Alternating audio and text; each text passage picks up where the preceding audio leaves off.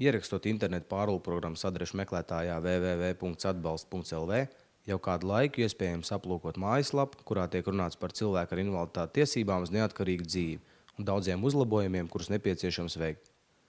Iespēja izteikt viedokli par šiem jautājumiem ir ikvienam.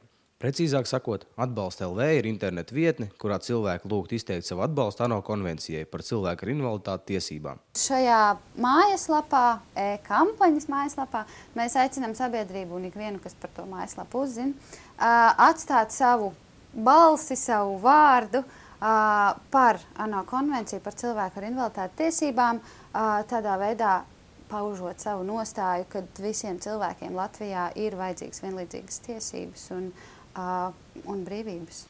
Par ANO konvenciju tika runāts skaļi un plaši, jo, kad visas Eiropas Savienības dalību valstis to bija parakstījušas, Latvijai tas šķita pārāk dārgi. Ko tad īsti šī konvencija ietver?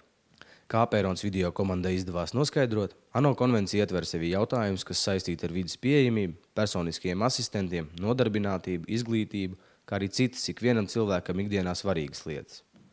Protams, tas prasa liels finansiāls ieguldījums, bet tie veicam ilgtermiņā, nevis uzreiz pēc konvencijas parakstīšanas. Pirmkārtām jau prasa ļoti daudz finansiālu ieguldījumu vispār novērtēt.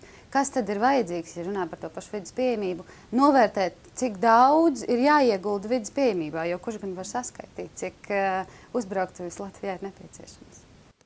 Mēs aicinām visus tuvāk iepazīties ar ANO konvenciju un izteikt tai savu atbalstu. To iespējams izdarīt mājaslapā www.atbalsti.lv. Miķels Matvējevs, Tāls Berziņš, Sergejs Medvedevs, Apērons video.